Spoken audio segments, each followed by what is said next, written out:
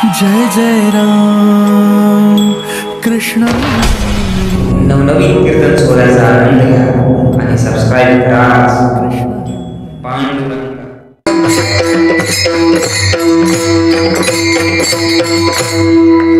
श्री हरिभक्तपरायण संगीत विशारद गोरख महाराज भाऊ व श्री हरिभक्तपरायण संगीत विशारद केशव महाराज तांगडे.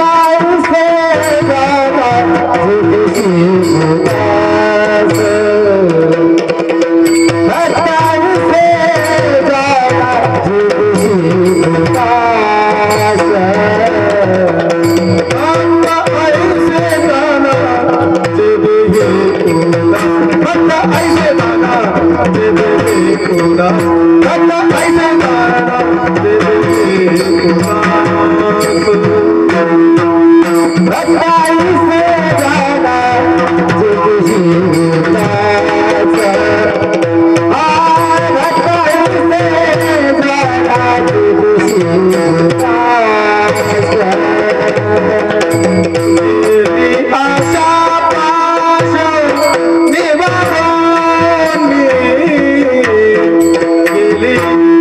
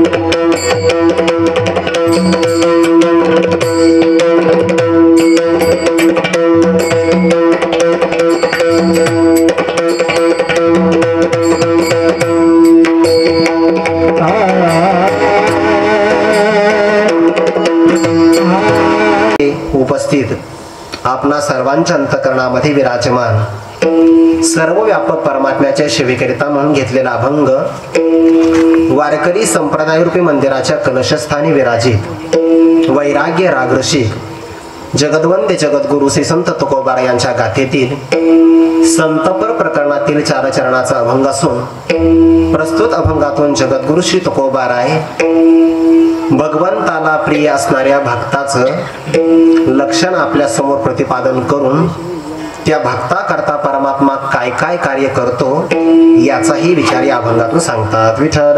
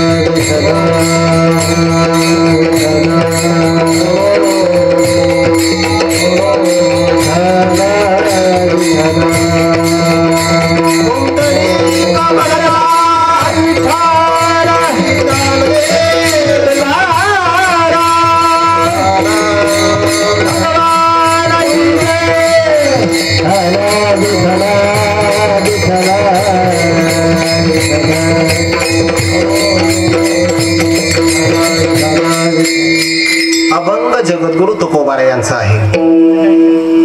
या अभंगावर काहीसे विवेचन करण्यापूर्वी 2 शब्दाचा परिहार देणं फार महत्वाचं.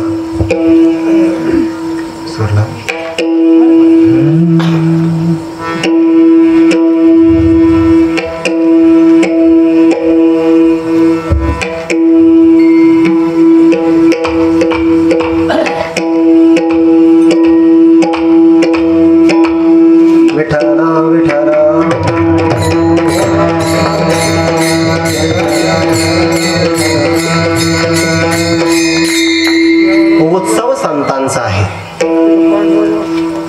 भक्ताचा उत्सव हा देवालाही प्रिय असतो. किंबहुना जगामध्ये देवाला भक्ता इतका प्रिय दुसरा कोणीही नाही. यो मद भक्त समे प्रिया असं भगवान परमात्मा गीतेच्या 12व्या अध्यायामध्ये स्पष्ट करून सांगतात. देवाला भक्त प्रिय आहे यात नवल नाही. यात नवल नाही. भक्त प्रिय आहेच, पण भक्ताचं चरित्र कथन करणारा आणि श्रवण करणारा दोघेही देवाला प्राणापेक्षा अत्यधिक प्रिय आहे. विठ्ठल विठ्ठल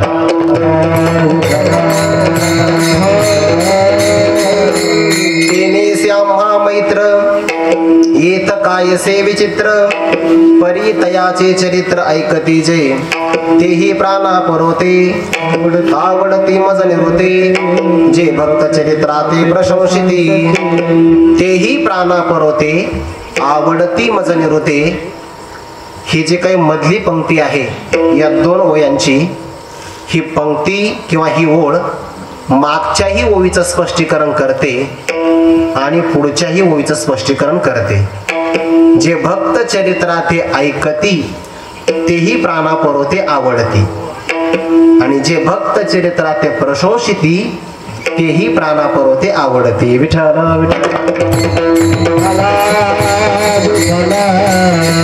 आणि मग देवाला जर भक्ताच्या संबंधाने एवढं प्रेम असेल, श्रवण करणारा आणि सांगणारा वक्ता किंवा श्रोता हा जर देवाला आवडत असेल, तर तुम्ही सर्वजण एका भक्तांचा उत्सव साजरा करत आहात. अर्थात तुम्हीही सर्वजण देवाला प्रियच आहात. असे देवाला प्रिय असणारे आपण सर्वजण त्या सर्वांची सेवा करण्याकरताच एवढा प्रवास. विठ्ठल विठ्ठल.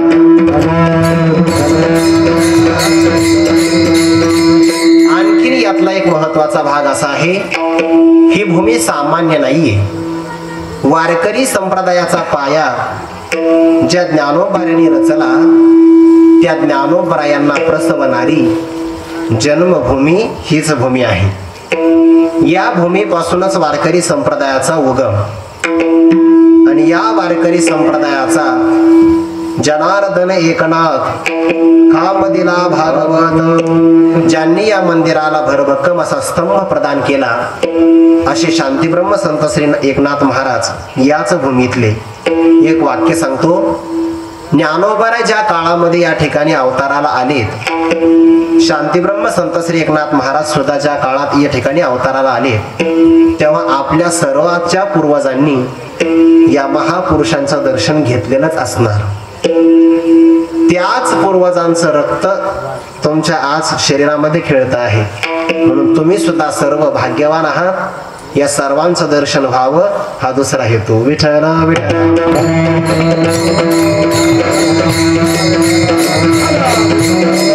आणि गोरोबा काकांच्या समाधी सोहळ्याच्या निमित्ताने एवढा चांगल्या प्रकारचा उत्सव साजरा होत असताना या सर्व पत्रिकेमध्ये मला असं वाटतं सर्वात किरकोळ मीच असेल. विठ्ठल विठ्ठल.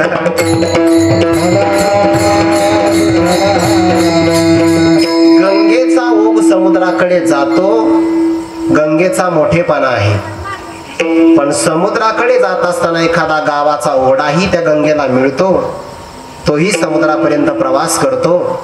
तसं या कार्यक्रमातले सगळे महापुरुष गंगेप्रमाणेच पवित्र आहे, गोदावरी मातेच्या प्रमाणेच पवित्र. ते सगळे ओघ संतांच्या देवाच्या चरणाजवळ जातच आहेत. त्यातला एक वहाळ ओहळ मी सुद्धा त्यांच्या संबंधाने जात आहे. विठ्ठल.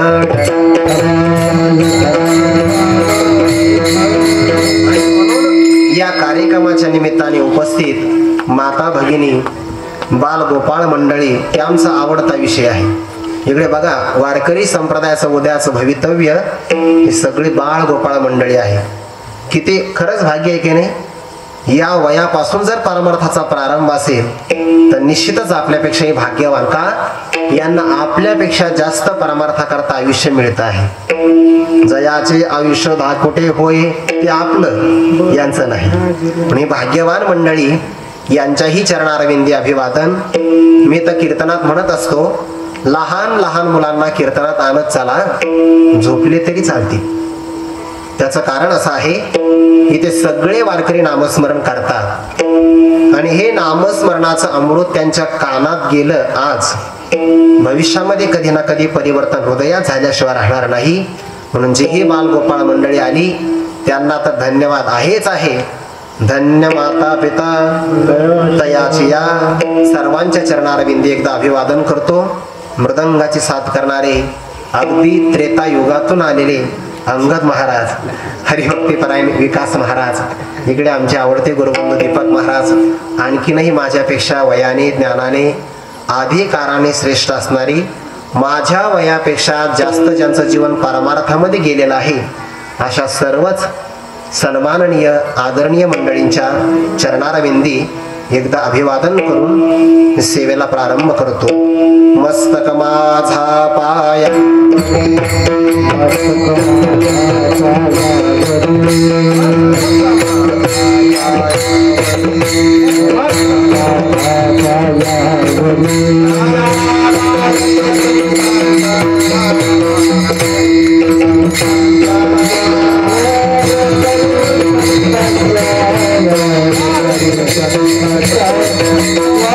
Thank you.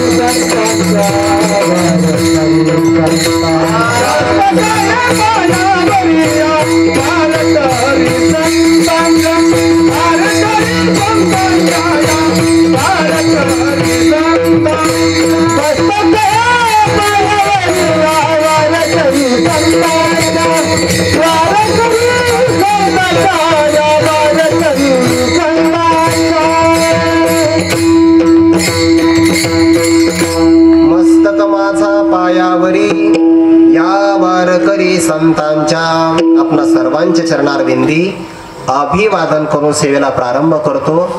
थोडासा आवाज तुम्हाला कमी प्रमाणात येईल, त्याचं कारण घशावर परिणाम झाला आहे, पण शेवटपर्यंत आवाज येईल हे मात्र निश्चित. विठ्ठल विठ्ठल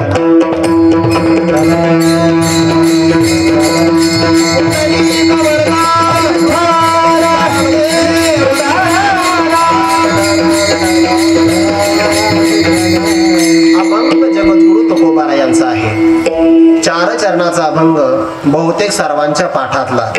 हा अभंग ज्याचा पाठ नाही तो महाराष्ट्रात राहण्याच्या योग्यतेचा नाही. सर्वांच्या अभंग हा पाठांतरातलाच आहे. या अभंगातून जगद्गुरु श्री तुकोबाराय भक्तांचं लक्षण प्रतिपादन करतात. का बरं? त्याचं कारणच असं आहे, आध्यात्मिक क्षेत्रामध्ये सर्वात मोठं व्यक्तिमत्व हे भक्त आहे. विठ्ठल विठ्ठल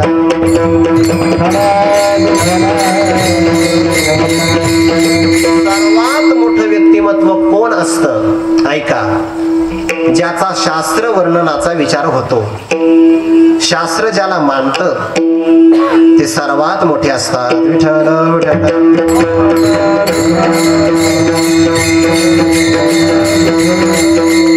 देव ज्यांचा स्वमुखतः विचार करतात ते सर्वात मोठे असतात, किंवा संत ज्यांचा विचार करतात ते सर्वात मोठे असतात. या पद्धतीने जर आपण विचार केला तर ज्ञानेश्वरीच्या 12व्या अध्यायामध्ये परमात्मा त्यांचा विचार सांगतात. तयांची गुणांची लेणी आम्ही लेवू आपुली वाणी, तयांची कीर्ती श्रवणी आम्ही लेवू, तो पहावा हे डोळे म्हणून या चक्षुषी मज डोळे, हा तिचे निलीला कमळे पूजू तया ते. परमात्मा असं म्हणतात, या भक्ताला पाहण्यासाठी मी डोळे धारण केले. या भक्ताची पूजा मला करता यावी म्हणून कायम मी माझ्या हातामध्ये कमळाचं पुष्प धारण केलं. कायम. त्याचं कारणच असं आहे, एखादा भक्त अचानक जर आपल्याला भेटला आणि जर आपल्या हातात कमळाचं पुष्प नसेल तर मग सरोवराचा शोध घ्यावा, त्याच्यातून कमळाचं पुष्प आणावं, यात वेळ जाण्याची शक्यता आहे. म्हणून कायम देवाने कमळाचं पुष्प आपल्या हातात धारण केलं. अर्थात देवाला भक्ताच्या विषयीची आवड आहे. देव आपल्या भक्ताचं चरित्र वर्णन करतो. तयाची कीर्ती श्रवणी आम्ही लेवू, किंवा तयाची गुणांची लेणी आम्ही लेवू आपुली वाणी, त्यांच्या गुणाचे अलंकार आम्ही वाणीत धारण करतो. अर्थात परमात्मा त्यांचं वर्णन करतो. हरिभक्तांचं वर्णन देव करेल यात नवल नाही. हरिभक्तांचं वर्णन शास्त्रही करतं. वैष्णवांची कीर्ती गायली पुराणी, 6 राजनी चहुवेदी.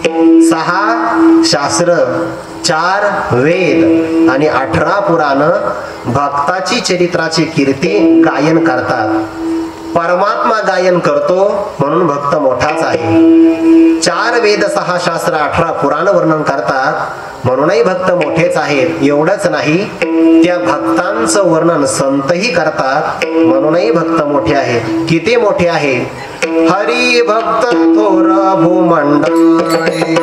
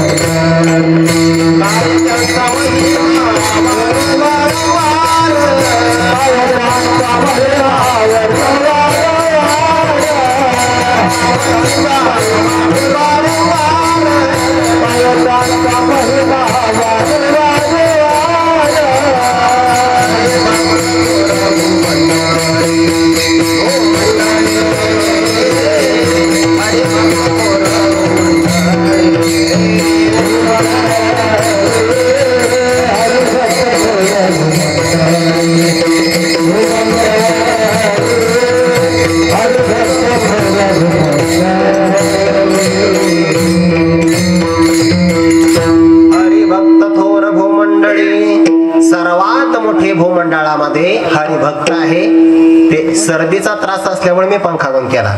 विठ्ठल विठ्ठल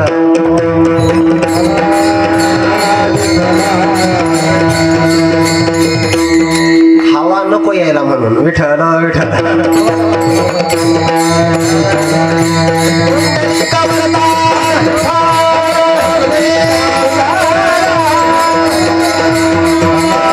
संपूर्ण पृथ्वीवर हरिभक्त मोठे आहेत. कसे मोठे आहेत? एका प्रमाणाच्या माध्यमातून थोडासा विस्तार करून सांगतो. सध्याला भारताची संख्या 130 कोटी 35 कोटी आहे. असे अनेक देश एका खंडात असतात. असे अनेक खंड एका पृथ्वीवर आहेत. चांगला आहे का? पृथ्वी सारखे अनेक ग्रह एका सूर्यमालेत आहे. बरोबर आहे की नाही? जवळपास 9 ग्रह असतील. अशा अनेक सूर्यमाला जे भूगोलाचा अभ्यास करतात त्यांना माहिती आहे त्या आकाशगंगेत असतात. अशा अनेक आकाशगंगा अवकाशात असतात, आकाशामध्ये असतात. पृथ्वीपेक्षा जल 10 पटीनं मोठा आहे. जलापेक्षा अग्नी 10 पट मोठा. अग्नीपेक्षा वायू 10 पटीनं मोठा. वायूपेक्षा आकाश 10 पटीनं मोठं. आणि आकाशासहित असणारं संपूर्ण ब्रह्मांड मायेमध्ये राहतं आणि ती संपूर्ण माया शक्ती देवाच्या एका अंशावर राहते. म्हणून तर असं म्हणतात अनंत ब्रह्मांडे उदरी. अनंत ब्रह्मांडे उदरी. अनंत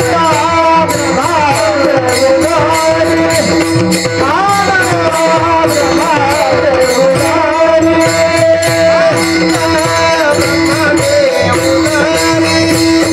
अनंत ब्रह्मांडे उदरी.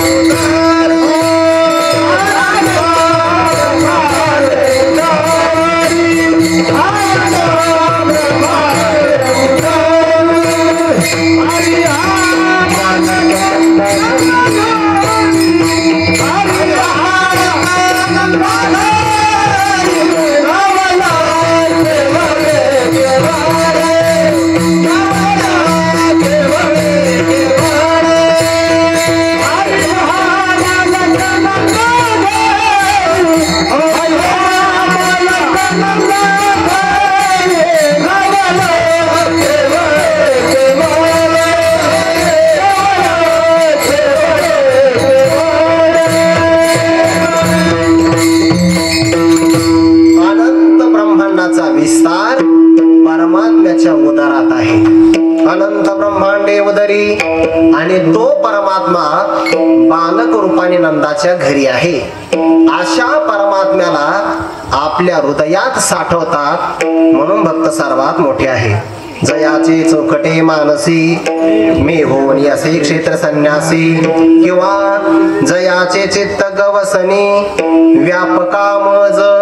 व्यापक परमात्म्याला जे आपल्या हृदयामध्ये साठवून ठेवतात. साठवला राही हृदय संपुष्टी किंवा साठविला हरी जेही हृदय मंदिरी. आणि म्हणून सर्वात मोठे कोण आहे तर भक्त. भक्त का मोठे? भक्ताच्याच जीवनाला आश्रय करून भक्ती राहते म्हणून. विठ्ठल विठ्ठल. ज्यांच्या अंतकरणाची वृत्ती भक्तिमय झाली त्यांना भक्त असं म्हणतात. आणि परमार्थामध्ये तर भक्तीलाच महत्व आहे, बाकी कशाला महत्व नाही. ज्ञानोबराय ज्ञानेश्वरीमध्ये गोड उदाहरण देतात. ते उदाहरण आपल्या समोर ठेवतो. ज्ञानोबराय म्हणतात एखादा व्यक्ती तरुण आहे. चांगला आहे का?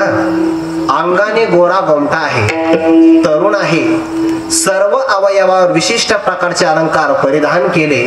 फक्त एकच कमतरता आहे, अंगात प्राण नाही. काय किंमत आहे मग? अंग गोरे आणि तरुणे वरी लेणे आहे लेणे परी एक लेणे प्राणे सांडिले जेवी. जसं एक प्राण नसेल तर त्याला किंमत नाही, तशी जीवनात एक भक्ती नसेल तर त्याला किंमत नाही. विठ्ठल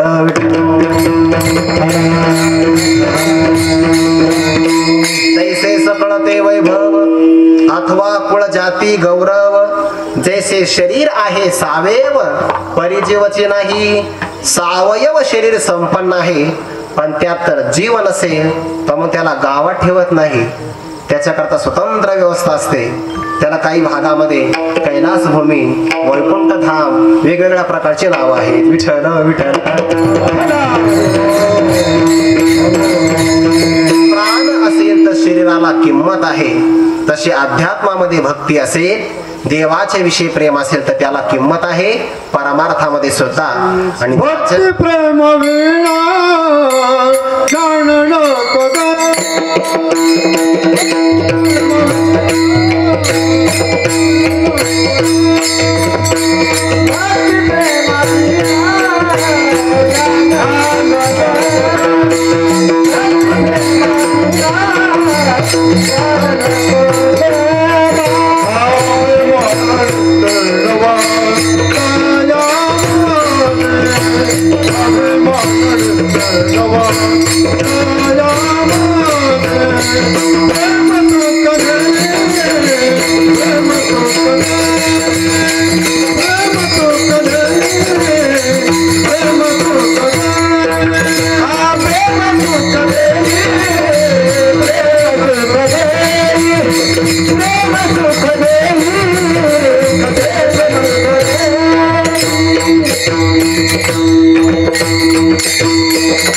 बाकी कशालाही किंमत नाही, ज्ञानालाही नाही, वैराग्यालाही नाही, कर्मालाही नाही, भक्तीला किंमत आहे.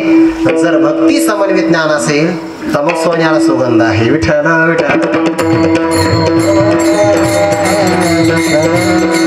परमात्मा ज्यांचं वर्णन करतो, सगळे शास्त्र ज्यांची कीर्ती श्रवण करतं, सगळे संत ज्यांचं वर्णन करतात, जे परमात्म्याला हृदयामध्ये साठवतात, एवढे थोर भक्त असतात ज्यांच्या जीवनामध्ये भक्तीही असते.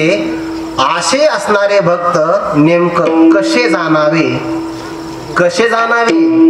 भक्त ऐसे जाना जे देही उदास, भक्त ऐसे जाना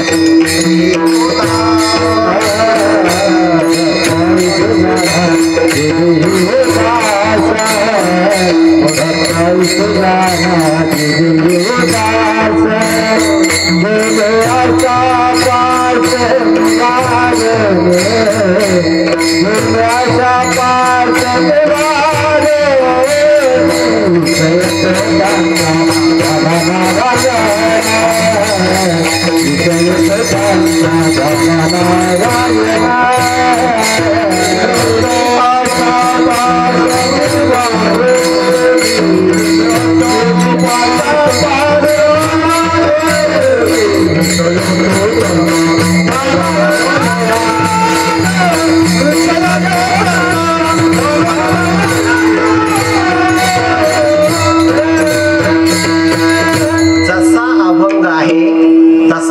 निर्माण केला आहे. भक्त कैसे जाना म्हणून भक्त ऐसे जाना.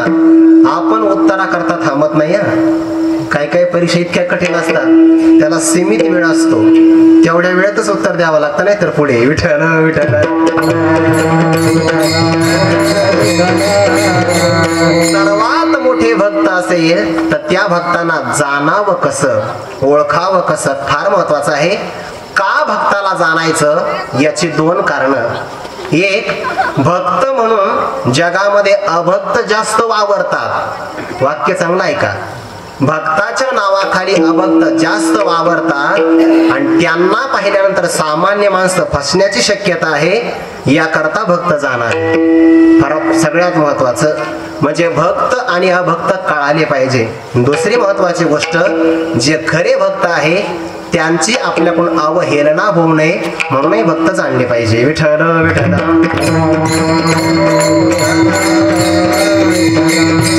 कारण समाजाचा नियमच असा आहे, समाज हा वरवर फसणारा आहे. समाजाला अंतरंगातली ओळख होत नाही. अंतरंगातली नजर फार कमी लोकांना असते. संप्रदायात तर सध्याला ती नजर येण्याची फार गरज आहे. विठ्ठल विठ्ठल.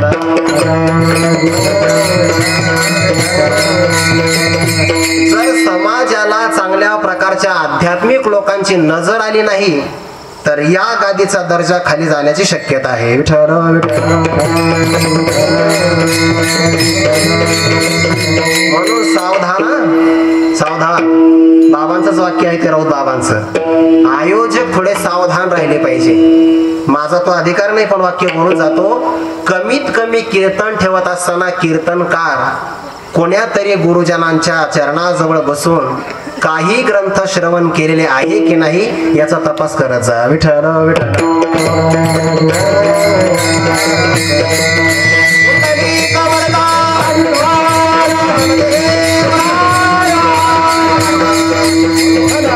तो सद्गुरु निष्ठ असावा, वारकरी जीवनाचा एक निष्ठ असावा किंवा तो सांप्रदायिक परंपरेला एक निष्ठ असावा.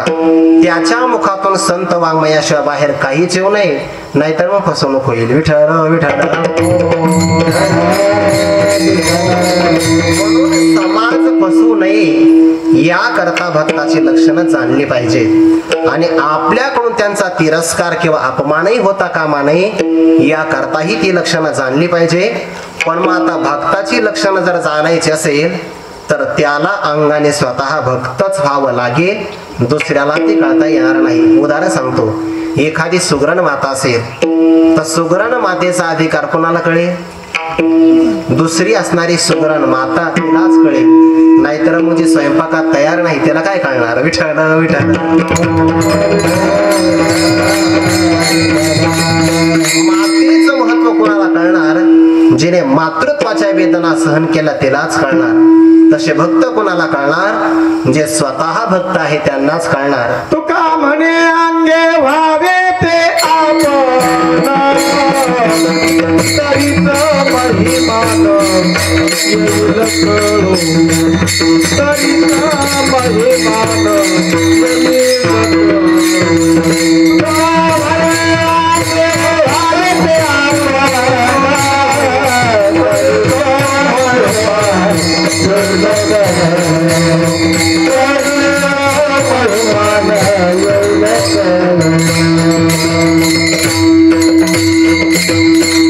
अंगे म्हणजे आपण स्वतः जर भक्त झालो तरच आपल्याला भक्ताचे लक्षण जाणता येईल किंवा जे स्वतः भक्त आहे त्यांना विचारावं लागेल. आणि मग अशाच काही साधकांनी तुकोबाऱ्यांना प्रश्न विचारला, भक्त कैसे जाना? तुकोबाऱ्या सांगतात, भक्त ऐसे जाना, भक्त असे जाणावे. कसे? जे देही उदास, जे देही देहातच राहतात पण उदास भावनेने राहतात. ऐका, भक्तही देहातच राहतात आणि अभक्तही देहातच राहतात. फरक असा आहे, अभक्त आसक्त असतात आणि भक्त उदास असतात. विठ्ठल विठ्ठल. आमच्या गुरुजनांच्या मुखातून एक उदाहरण ऐकलं. 2 प्रकारचे नारळ असतात. एक नारळ त्या करवंटीला चिकटलेला असतो आणि एक नारळ त्या करवंटीच्या आतच असतो पण तो चिकटलेला नसतो, मोकळा असतो. बघा, नारळात 2 प्रकार. तसे अभक्त आणि भक्त दोघे देहातच असतात, पण एक देहात आसक्त असतो आणि एक देहाच्या बाबतीमध्ये उदास असतो. देहाच्या बाबतीमध्ये प्रामुख्याने 3 वृत्ती असतात. एक, काही जण देहावर प्रेमी असतात, काही देहावर द्वेषी असतात आणि काही देहाच्या बाबतीमध्ये उदास असतात. जे देहावर प्रेम करतात ते कायम मेकअप मध्ये असतात, त्यांना वेळच भेटत नाही. विठ्ठल विठ्ठल. सर्वात जास्त जाहिराती कशाच्या आहे सध्याला? सौंदर्य प्रसाधनांच्या. का? देहावर प्रेम आहे. देहावर आसक्त असणारी माणसं परमार्थ नाही करत, ते परमार्थाचे अधिकारीच नाही, देहावर प्रेम करतात.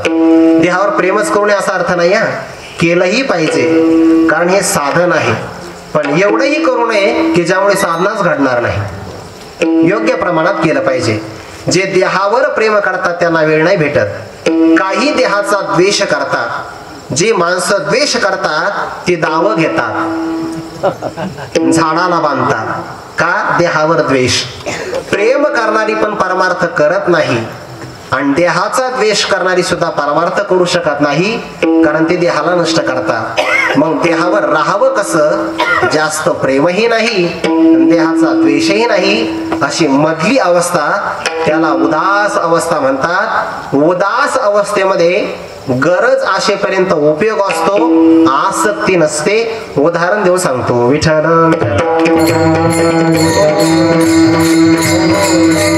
आपण प्रवास करतो. आता प्रवास ते सुरू झाले बरं का, आता काही अडचण नाही. एखाद्या व्यक्तीची स्वतःची 4 चाकी मालकीची गाडी आहे. खेड्या गावातून प्रवास करतो. खेड्या गावात खड्डे कीर्तन करायला खाली उतरावं लागतं. विठ्ठल विठ्ठल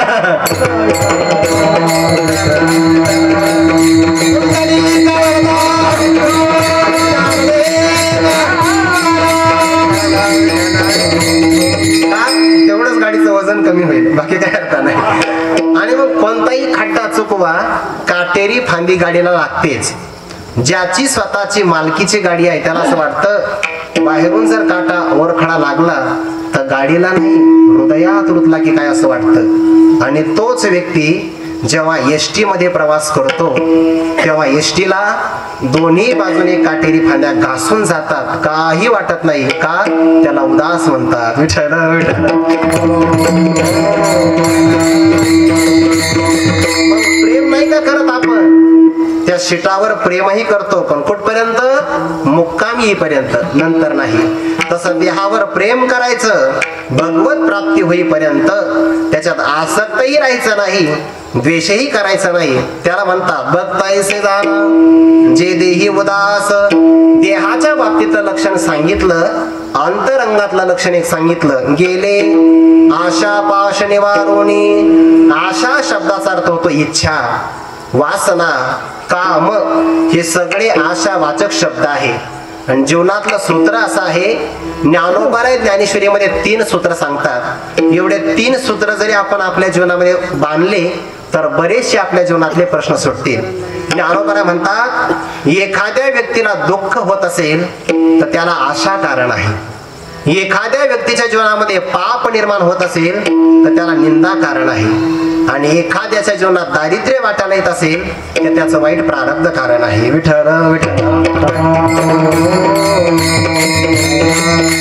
आता उदाहरण ऐका. आशा जैसी दुःखाते व्याली निंदा दुरिते, हे असो जैसे दैन्याते दुर्भगत्व. कोणतीही आशा असू द्या, आशा पूर्ण नाही झाली ना तर मनुष्याला दुःख होतं. आपण जेवायला बसलो, जेवता जेवता आपल्याला कळालं की आपल्या आवडीचा पदार्थ आहे, कोणताही असेल. काय होता आज? विठ्ठल विठ्ठल. कल्पना करा जामून असेल, आपल्या आवडीचा पदार्थ आहे. शेजारच्या व्यक्तीला 5 वाढले आणि आपल्याला 4 वाढले. आपल्याही पलीकडचा एखादा व्यक्ती त्याला 3च वाढले. त्याच्याकडे मनुष्य पाहत नाही का? शेजारच्याला 5 वाढले, मला 4च वाढले. एकाची आशा असल्यामुळे त्याला 4चा आनंद होत नाही. विठ्ठल विठ्ठल. कारण आशा तीच असते जे प्राप्त विषयाचा आनंद घेऊ देत नाही आणि नसलेल्या विषयाचं चिंतन करते. एखाद्या व्यक्तीकडे 90 रुपये असावे आणि फक्त 10ची कमतरता असावी तर ती 10 रुपयाची आशा त्याला 90 रुपयाचा आनंद घेऊ देत नाही. तशी जीवनात कोणतीही आशा असू द्या, कोणतीही. चाल म्हणण्याची सुद्धा आशाच आहे. विठ्ठल विठ्ठल. चाल म्हणण्याचीच कशाला, कीर्तनाची सुद्धा आशाच आहे ना. पण आशा पूर्ण नाही झाली तर मनुष्याला दुःख भोगावं लागतं. आणि आशा सर्वात मोठा पाश आहे. आशा पाश शते बद्धा काम क्रोध परायणा. आशेचा पाश आहे बघा. आशा ही परमम दुःखम नैराश्यम परमम सुखम. भागवतामध्ये चिंतन आलं आहे. एकनाथ भागवतामध्ये तुम्ही बघू शकता, ते पिंगलेचं उदाहरण आलं आहे. आशा ही परम दुःखाला कारण आहे. एवढीच नाही, आशा मोठ्या माणसाला लहान करते. आशा उपजली अनंतासी नीचवा मनत्वा आले तयासी. भगवंताला सुद्धा नीचपणा धारण करावा लागला, त्याचं कारण आशा आहे. आणि ज्याच्या जीवनात आशा आहे तो जगाचा दास आहे. ज्याच्यात आशा नाही त्याचा परमात्मा दास आहे. चित्ते नाही आस, चित्ते नाही आस,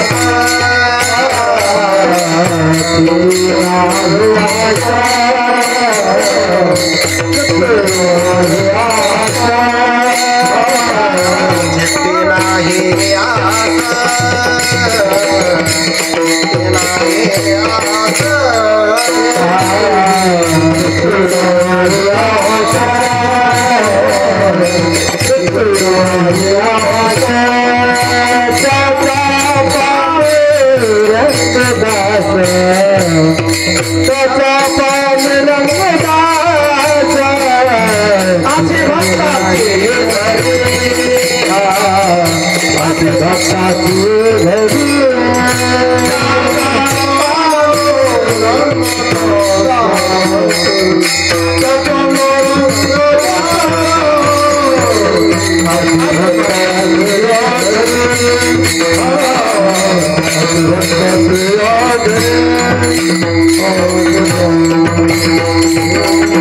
ज्याच्या जीवनात आशा आहे तो जगाचा दास आहे आणि ज्याच्या चित्तात आस नाही त्याचा पांडुरंग दास परमात्मा त्याचा दास आहे.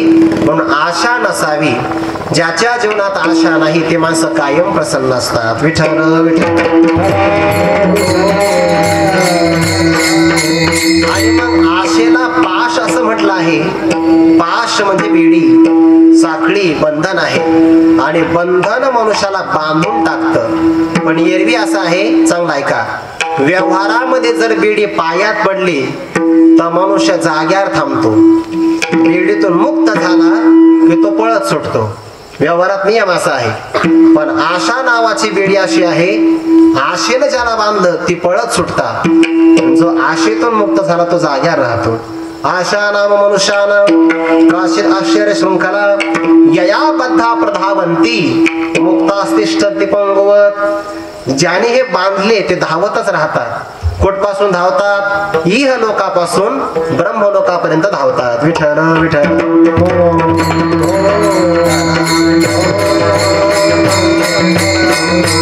आणि मग ते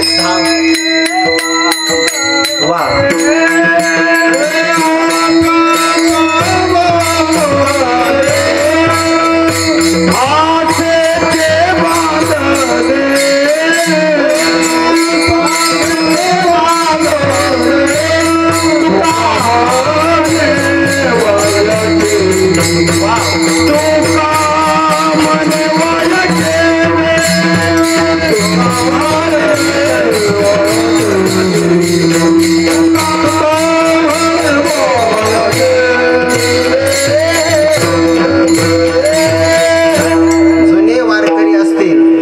प्रमाण सापडून मिळतात. तुम्ही परमार्थात केलेली साधना वाया नाही गेली. विठ्ठल विठ्ठल.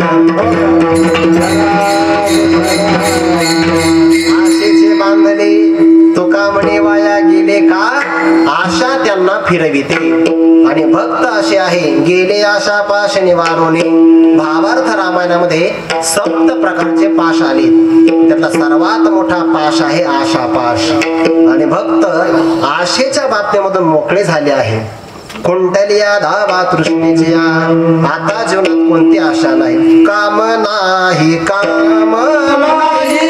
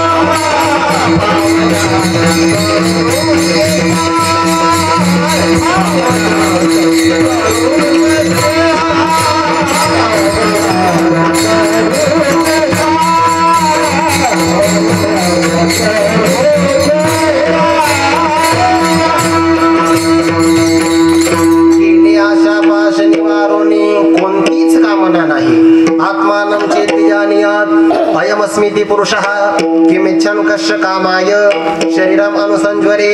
किंवा गीतेतला श्लोक आहे प्रजहाति यदा कामान सर्वान पार्थ मनोगतान आत्मन्येवात्मना तुष्ट स्थितप्रज्ञस्त दोच्यते. आता आळंदीतून आल्यामुळे सांगावं लागतं, नाही तर लोक म्हणतील काय फायदा नाही. विठ्ठल विठ्ठल. गीतेतला श्लोक सांगावा लागेल. पंचदशीतले प्रमाण कथन करावे लागतील. का?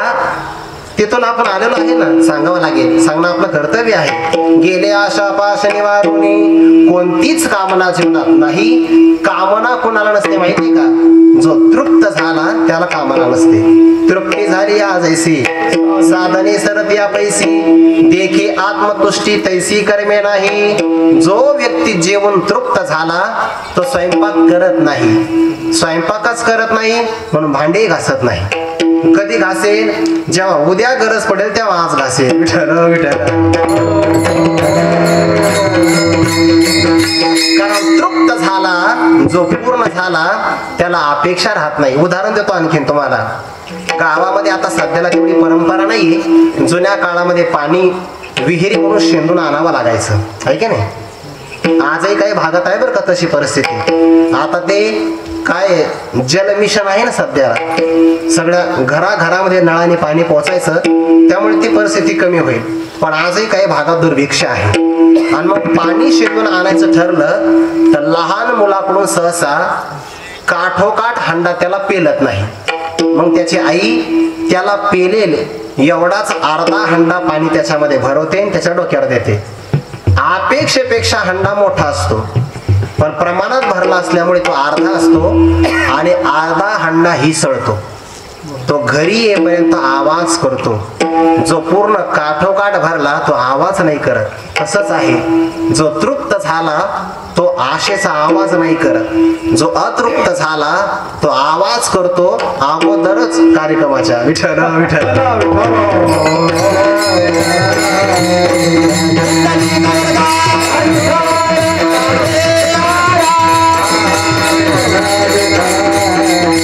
कारण आशा अतृप्ततेचं लक्षण आहे.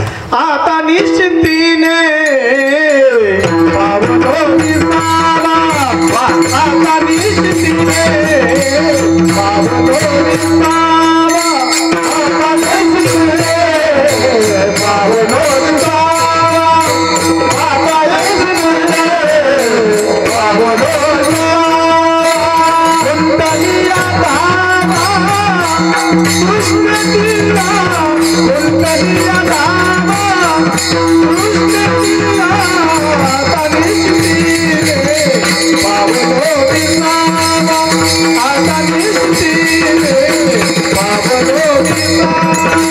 कुंडलिया धावा कृष्ण किल्ला, कुंडलिया धावा कृष्ण किल्ला, आता निश्चिंतीने पावलो विसावा, आता निश्चिंतीने पावलो विसावा. कुंडलिया धावा तृष्णेची या. तृष्णा आशा एकार्थ शब्द आहे. म्हणून आशा पाश निवारुनी गेले याचा अर्थ काम नावाच्या विकारातून पलीकडे गेले. ज्यांच्या जीवनात काम नाही ते तर क्रोधाचे कायचा, काम नाही ते तर क्रोधाचे कायचा, ते कैसे भांडणारे म्हणून कलह नाही. तिथे कोणत्याही प्रकारचा कलह नाही. आशा पाश संपले, काम नाही ज्ञानाचं फल आहे. भक्ताईसे दाना जे देही उदास गेले आशा पाश निवारुनी. कोणत्याही प्रकारचा काम नाही, इच्छा नाही. ज्याला इच्छा किंवा काम नाही त्याला विषय नाही. पण ज्ञानात जरी विषय संभवत नसेल तर भक्तीत विषय संभवतो. भक्त देहात राहतात, उदास जरी राहत असेल तर देहाचं आयुष्य जोपर्यंत आहे तोपर्यंत त्यांच्या इंद्रियांना विषय असतात. तोही नेत्री पाहे, श्रवणे ऐकतो आहे. ते सगळ्या प्रकारचे विषय देहाचं आयुष्य असेपर्यंत भोगतात. पण त्यांचा विषय कोण असतो? विषय येतो त्यांचा झाला नारायण. विषय येतो त्यांचा झाला नारायण.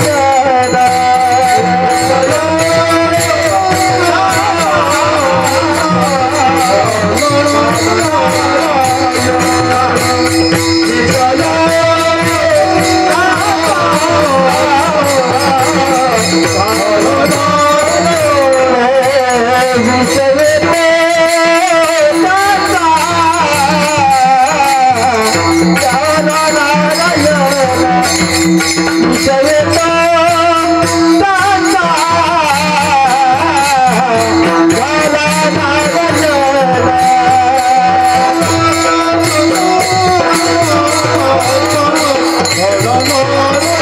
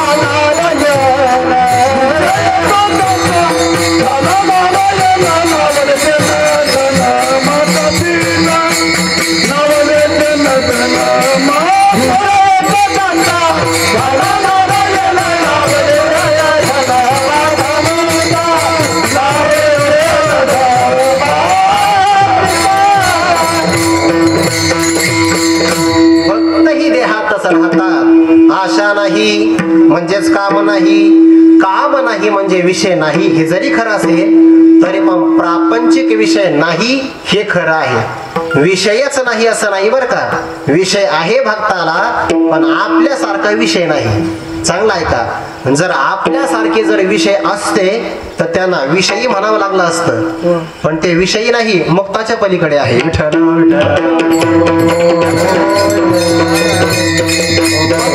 विषय काय आहे, विषय तो त्यांचा झाला नारायण. मला उत्तर देत चला बरं का. आपल्याला 5 कर्मेंद्रिय आहे, 5 ज्ञानेंद्रिय आहे, 5 कर्मेंद्रियाचे 5 विषय, 5 ज्ञानेंद्रियाचे 5 विषय, विषय 10 आहे. मनाला सुद्धा इंद्रिय असं म्हणतात. इंद्रिया माझ्या करावे मनते मी जाणावे किंवा इंद्रियाना मनश्चास्मी असं म्हटलं आहे. म्हणजे मन जर 11व इंद्रिय धरलं आपण तर 11 विषय आपल्याकडे. ऐका, कानाचा विषय शब्द, त्वचेचा विषय स्पर्श, डोळ्याचा रूप, रूप नावाचा विषय, जिभेचा रस नावाचा विषय, नाकाचा गंध नावाचा विषय, पायाचा चालणे, हाताचा घेणे देणे, ऐका नाही विषय, वाणीचा वचन कथन करणे, 8 झाले. आणि मलमूत्राचं विसर्जन करणं हे त्या 2 इंद्रियांचे विषय. असे 5 कर्मेंद्रिय आणि 5 ज्ञानेंद्रिय यांचे विषय 10 आहेत. 11व्या मनाचं मनन करणं विषयाचं मनाचा विषय आहे. पण भक्ताच्या बाबतीमध्ये सगळ्या इंद्रियांचा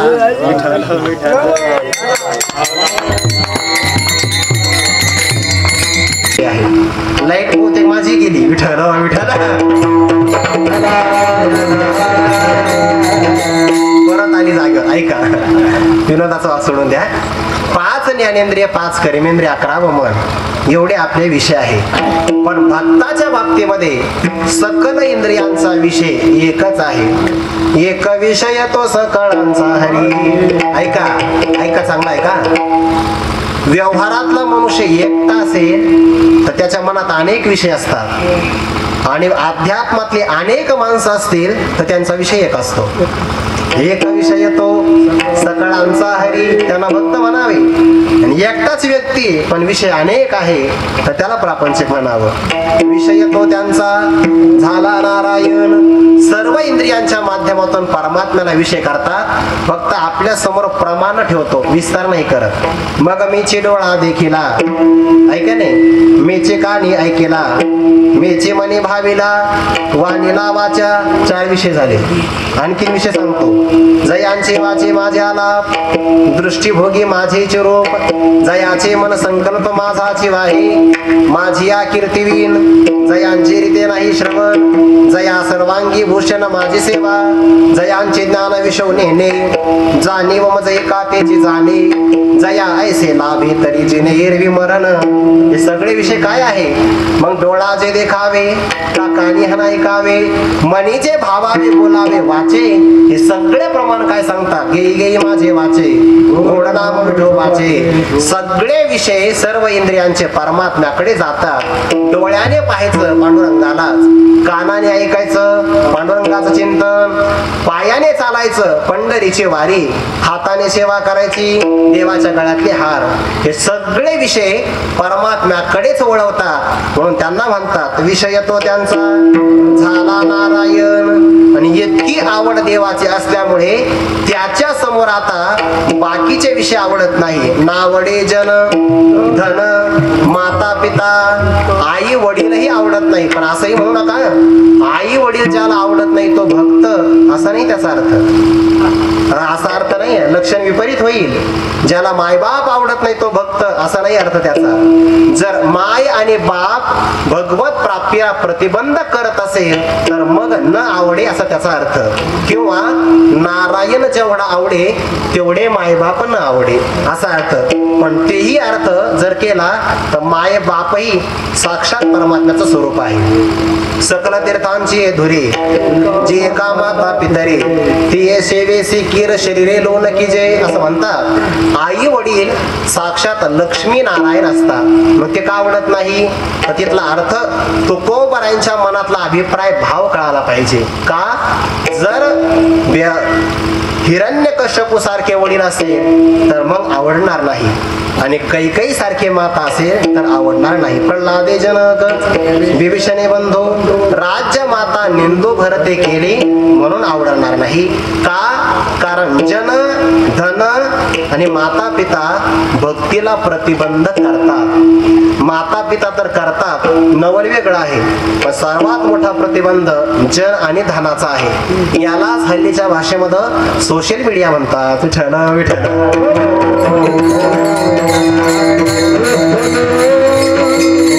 मला किती लाईक्स मिळतात हा कोणता बंध आहे? जन प्रतिबंध आहे. किती लोक मला फॉलो करतात. विठ्ठल विठ्ठल.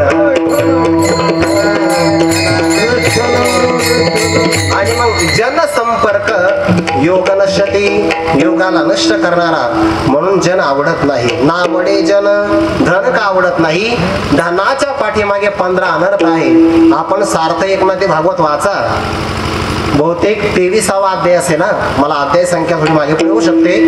भिक्षुकित नावाचा अध्याय आहे एकनाथी भागवतामध्ये.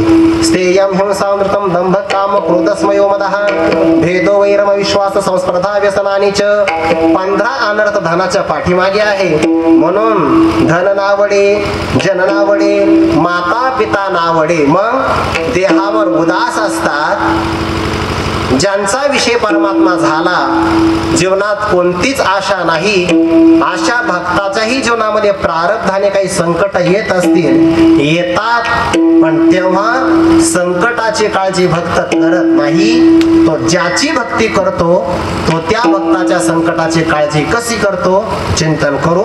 एकदा मोठ्या प्रेमाने भजन करा. विठोबा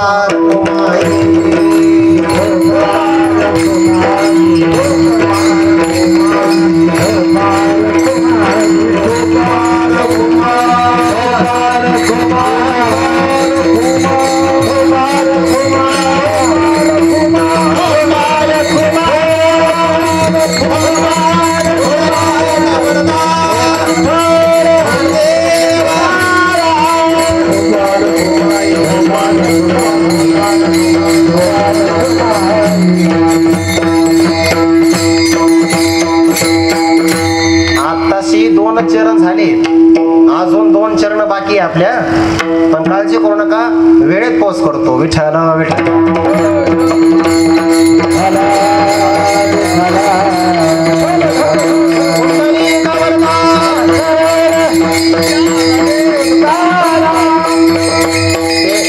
शाळेतले हुशार विद्यार्थी असतात ना, ते पहिल्यांदा सोपे सोपे प्रश्न सोडून घेतात आणि मग शेवटी कठीण प्रश्न सोडवतात. उरला वेळ तर विठ्ठल विठ्ठल.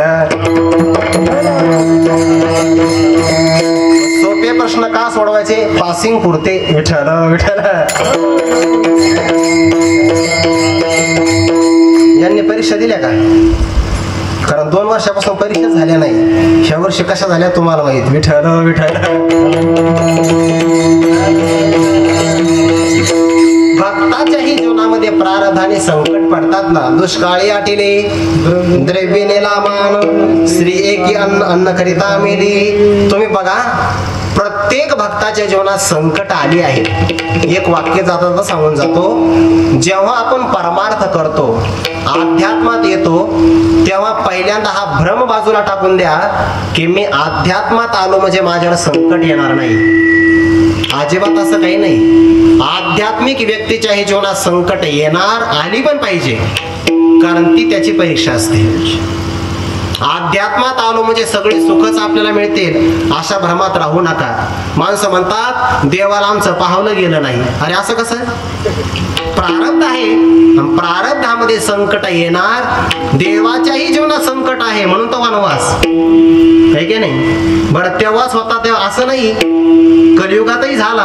पण बरं झालं आता मंदिर तयार होत आहे. विठ्ठल विठ्ठल. किती 5 शतकांचा कालावधी निघून गेला आहे की नाही. देवाच्याही जीवनात संकट आहे, संतांच्याही जीवनात आहेच, आपल्याही जीवनात येतील, घाबरायचं नाही. मग आध्यात्मिक व्यक्ती कसा पाहतो? संकटही माझ्या देवानेच मला पाठवली म्हणून तो देवाचे उपकार मानतो. संकट मनुष्याला अंतर्मुख करतात. चांगलं आहे का? हे पाठीमागे 2-2.5 वर्षात संकट आलं की नाही, त्या संकटाने बरेच माणसं जागेवर आले, बरेच. आणि खरं सांगू, त्या 2-2.5 वर्षामध्ये खरा अंतरंग परमार्थ करता आला. ज्याला करायचं त्यानेच केला, सगळ्यांनी नाही केला. संकट, प्रतिकूलता जीवनाकरता खूप चांगली असते. प्रतिकूलता मनुष्याला जेवढं शिकवते तेवढा अनुकूलता शिकवत नाही. म्हणून संकटाचे सुद्धा उपकार मानले पाहिजे. संकट येणार, संकटामध्ये हारायचं नसतं. भक्ताच्याही जीवनात संकट येतात, पण भक्त आपल्या संकटाचा भार देवावर घालत नाही. उलट देवच विचार करतो, तो माझी अनन्य भक्ती करतो, आणि मी जर रक्षण नाही केलं तर माझ्या वचनाला कलंक येईल. अनन्या चिंतयन्तो मां ये जनाः पर्युपासते तेषां नित्याभियुक्तानां योगक्षेमं वहाम्यहं. मी त्याचा योगक्षेम वहन करतो. म्हणून निर्वाणी गोविंद. निर्वाण म्हणजे संकट पडल्यानंतर गोविंद असे मागे पुढे. भक्ताच्या मागेही असतो, पुढेही असतो. मागे आहे नामदेवरायाच्या, नाम याचे पाठी चाले केशिराज, आणि पुढे आहे अर्जुनाच्या पायिक पाठीशी घातला आपण पुढा राहिला. आहे की नाही. निर्वाणी गोविंद असे मागे पुढे, काहीच सांकडे पडून दी. आपल्या भक्तावर कोणतेही संकट पडू देत नाही. म्हणून आपण काय करावं? तो भक्त सत्य कर्म करतो आहे. तुका म्हणे सत्य कर्मावाने साह्य. त्या भक्ताचं सत्य कर्म म्हणजे भक्ती आहे, आणि त्या भक्ताला आपण साह्य केलं पाहिजे. भक्त कधी कोणाकडे काही मागत नाही, पण असा एखादा व्यक्ती भक्ती करताना दिसला, आपल्याला नाही ना वारीला जाणं होत, त्याला वारीला जाण्याकरता मदत करावी. आपल्याला शक्य नाही ना अन्नदान करणं, त्याच्याकडे काही ना शिधा सामुग्री द्यावी. सत्यकर्मा व्हावे साह्य. आणि जर एखाद्या व्यक्तीने भीती घातली, घातलिया भय, तर त्याला नरकाला जावं लागेल, असा एक अर्थ होईल. दुसरा अर्थ, नरका जाणे भय घातलिया तरी सत्यकर्मा साह्य व्हावे. एखाद्याने सांगितलं तुम्हाला नरकाला जावं लागेल, काही हरकत नाही, जाईल मी नरकाला, पण भक्ताच्या सत्य कर्माला मी साह्य होईल. असा भक्त असा परमात्मा आपल्या भक्तावर संकट पडू देत नाही. असं एखादं उदाहरण आहे का? एक 2-4 मिनिटांमध्ये उदाहरण सांगतो आणि सेवेकरता मी थांबतो. विठ्ठल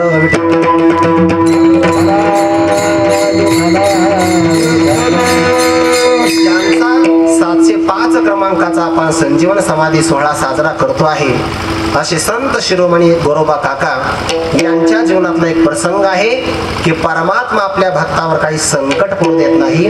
उदाहरण आपल्याला सर्वांना माहिती आहे. जगामध्ये किंवा आपल्या महाराष्ट्रामध्ये प्रत्येक संत विशिष्ट प्रकारच्या जातीमध्ये जन्माला आले, आणि त्यांनी त्या आपल्या आचरणातून दाखवून दिलं की तुम्ही कोणत्याही जातीमध्ये जन्माला या, भगवंताकडे जाता येतं. मग तुम्ही चर्मकार असेल तरी रोहिदास महाराजासारखं जाता येतं. सोनार असाल, नरहरी महाराजासारखी भक्ती करता येते. कोणीही असू द्या, कोणीही. मग तुम्ही कुंभारही असाल तरी तुम्हाला माती घडवता सुद्धा देवाकडे जाता येतं. म्हणजे भक्तांनी एवढं सांगितलं, कुठेही असू द्या, जसे की नद्या कुठेही उगम पावतात, समुद्राकडे जातात, तसं कोणत्याही धर्मात जातीत जन्माला या, भक्ती करता येते. विठ्ठल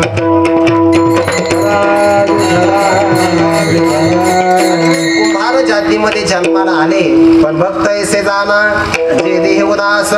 प्रारब्धाने विवाह झाला, आपत्तीही प्राप्त झालं, पण कोणत्याही भक्ताने आपलं कर्म नाही सोडलं. ऐका, भक्त आळशी नसतात. वाट्याला आलेलं कर्म देवाची पूजा म्हणून करतात. तया सर्वात्मका ईश्वरा स्वकर्म कुसुमांची विरा. पूजा केली हो या पारातोषा लागी. ज्या ज्या व्यक्तीच्या वाट्याला जे कर्म आलं ते कर्म त्याने ईश्वराची पूजा म्हणून करावं, आपला उद्धार आहे. शेतकऱ्याने शेती करणं ही देवाची पूजा आहे असं मानलं, त्याचा उद्धार आहे. सैनिकांनी देशाचं रक्षण करताना अतिरेक्यांना मारणं ही त्याची पूजा आहे. विद्यार्थ्यांनी अभ्यास करणं ही त्याची पूजा आहे. विद्यार्थी घडवणं शिक्षकाची देवाची पूजा आहे. ज्याच्या वाट्याला जे कर्म येईल त्याने ते कर्म बिनदिक्कतपणे करावं, त्याच्यात परमात्म्याची त्याला प्राप्ती आहे.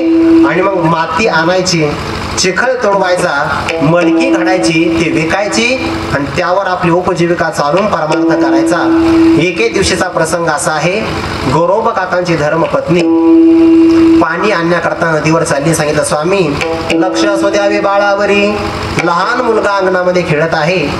तो जागा झाला की त्याला आईची आठवण येईल आणि आई नाही दिसले की तो तुमच्याकडे येईल. मुलाचं पहिलं प्राधान्य त्याला म्हणतात फर्स्ट प्रायोरिटी आईच असते. आणि जर आई नाही भेटली तर मग ते बापाकडे जात असतं. आई तर सापडत नाही. वडिलांकडे आले. काका चिखल तुडत होते. कंठी प्रेम दाटे, नयने निरलोटे, हृदयी प्रगटे रामरूप, ब्रह्मानंदी लागली टाळी. आणि मग देह भावार नाही ना, जे देही उदास, पण कर्म देहाकडून चालू आहे. लहान मुलगा रांगत रांगत चिखलापर्यंत आला नव्हे, पायाखाली तोडवला गेला. त्याचं ते कोवळं शरीर मांस हाड चिखला बरोबर तोडवल्या गेलं. आता कोवळच ते. आई आली, पाहिलं तर मुलगा दिसत नाही. माझ्या काळजाचा तुकडा नेमका कुठं गेला? अंतकरण आईचं आहे ते. पाहिलं, चिखल लाल बुंद दिसला. काकांना हलवून जागा केलं. आग लागू तुमच्या भजनाला. या भजनाने माझा काळजाचा तुकडा हिरावून नेला. भजनाला आग लागू. भजनात कोणी विक्षेप केला आणि जाग्यावर आले तर धर्मपत्नी आपल्याला बोलते आहे. ते दंड चक्र फिरवण्याचा दंड होता, तो हातात घेतला. मारण्याकरता धावले. लक्षात आलं आता हे आपल्याला जिवंत सोडणार नाही. आपले प्राण वाचावे म्हणून त्याने सांगितले, तुम्हाला माझ्या अंगाला हात लावत असाल तर विठोबाची आज्ञा आहे. दंडच खाली पडला. 2-3 दिवस निघून गेले. अबोलाच आहे, बोलतच नाही. एक दिवस धर्मपत्नी काकांचे पाय धुण्याकरता गेली. काकांनी सांगितलं, अजिबात हात लावायचा नाही, कारण तू शपथ मला घातली की शरीराला स्पर्श नाही करायचा. मी नाही स्पर्श करणार, पण तुझ्या शरीराचा पाय धुण्याच्या निमित्ताने स्पर्श होईल आणि विठोबाची शपथ तोडली जाईल, ते मी करणार नाही. त्याच्या लक्षात आलं, निश्चयासाच पणजयाचिनी. आता ही निश्चय नाही सोडणार. एकुलता एक मुलगा मरण पावला, वंशाचा विस्तार होईल कसा माहेरी गेली. आपल्या आईवडिलांना विनंती केली, माझी लहान बहीण यांना पत्नी म्हणून द्या. लग्नही झालं आणि सासऱ्याने सांगितलं, जावाई बापू माझी मोठी मुलगी तुम्हालाच दिली आहे, लहान मुलगी तुम्हालाच दिली आहे. यांच्यात भेद करू नका. जसं मोठीला वागवता तसंच हिलाही वागवा. भेद केला तर विठोबाची शपथ आहे. काका म्हणतात, वा, याला म्हणतात देवाची कृपा. देवाने आपल्याला बंधनातून सोडवलं. पहिलीला हात लावायचा नाही, दुसरीलाही लावायचा नाही. लक्षात आलं आता लग्न करून फायदा काय. त्यांनी विचार केला दोघी जणींनी की ते आपल्याला हात लावत नाही, त्यांचा हात आपण आपल्या हातामध्ये घेतला तर काय हरकत आहे. रात्री झोपले आणि त्या दोघींनी गोरोबा काकांचे हात आपल्या हातामध्ये घेतले. जागे झाले पाहिलं तर माझ्या शरीराच्या एका भागाने या हाताने शपथ मोडली आहे. हातच ठेवायचे नाही. कोयता असा खांबाला बांधला. चांगला आहे का? एका हाताने जर हात तोडला असता तर एक हात शिल्लक राहिला असता. तसं नाही केलं. खांबालाच कोयता बांधला आणि उडी घेतली त्याच्यावर. दोन्ही हात कलम झाले. आता कुंभाराची उपजीविका चालणार कशी? चिखल तर पायाने तोडवला जातो, पण मडकी हाताने घडवली जातात की नाही. आतून एक हात बाहेरून एक हात द्यावा लागतो. मग देवाला काळजी पडली. निर्वाणी गोविंद असे मागे पुढे भगवान परमात्मा निघाले. रुक्मिणी माताने विचारलं, कुठं चालले? म्हणे चाललो एका भक्ताचं काम करायचं, मला पण यायचंय. भगवंताने सांगितलं, तुला सहन होणार नाही. तिथं 45 अंश तापमान आहे. विठ्ठल विठ्ठल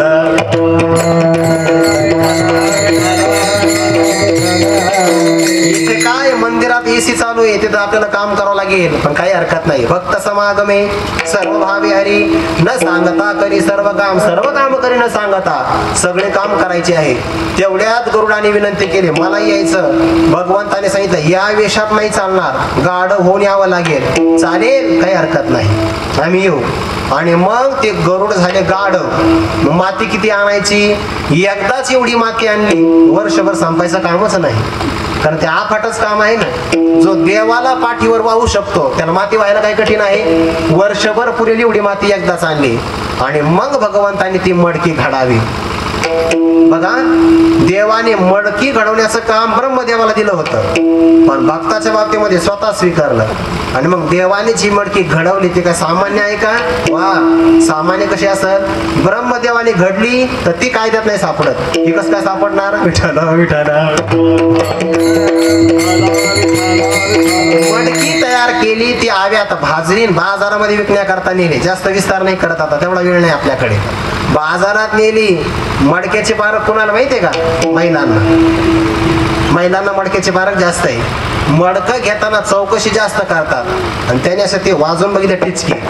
खनखन वाजलं तर वाजलंय चांगलं. त्याने छोटासा दगड घेतला, खडा मारण्याकरता माठावर मारायचा.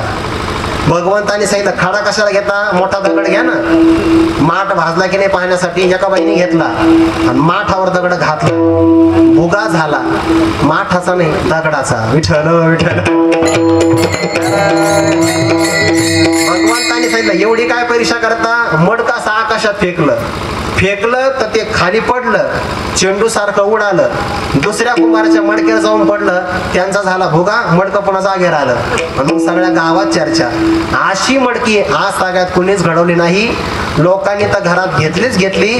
पाहुण्या रावळ्यांकरता स्टॉक खरेदी करून ठेवला. विठ्ठल विठ्ठल. आणि मग नामदेव महाराज, ज्ञानोबा, ही सगळी संत मंडळी आली.